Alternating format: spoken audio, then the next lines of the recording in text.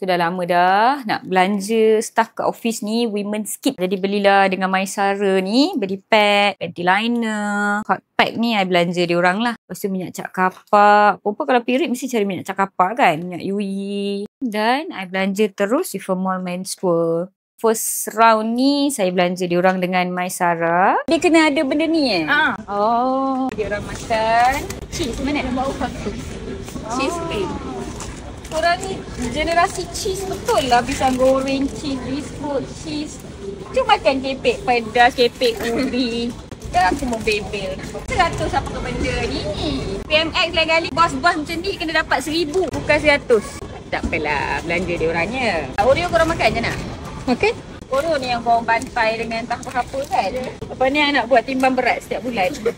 Siapa berat naik tak boleh pergi dapur. Thousand Island tak nak ke korang?